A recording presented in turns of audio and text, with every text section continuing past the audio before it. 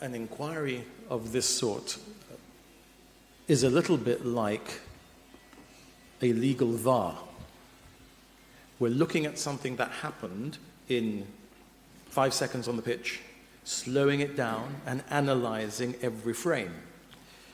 If I could go back, would I add in detail, more detail about that? Well, the short answer is, to prevent you having to ask me that question, I would now conclude that perhaps I could have.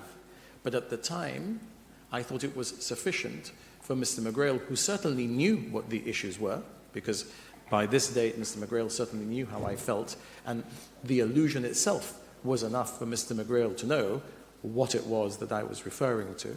At that time, I felt that was sufficient. You liken this to a VAR, but I don't think it's a case of being wise after the event, is it?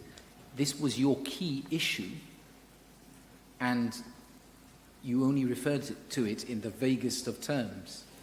Do you not think that you could have given more?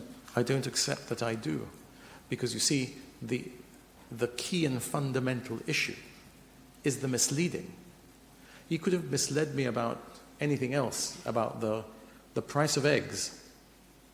It's the misleading that's the issue. We cannot, and I come back to the phrase I heard this morning which resonated with me so greatly, we cannot in this country have a situation where public officials lie to ministers. Well, it's because you seem to be particularly coy about the 12th of May in Coy? your note and in your No, Mr. Santos.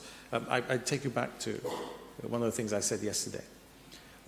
I didn't feel that the information that had been shared with me was privileged, that it was confidential in any way, that it had been shared on the basis of it being privileged or confidential in any way.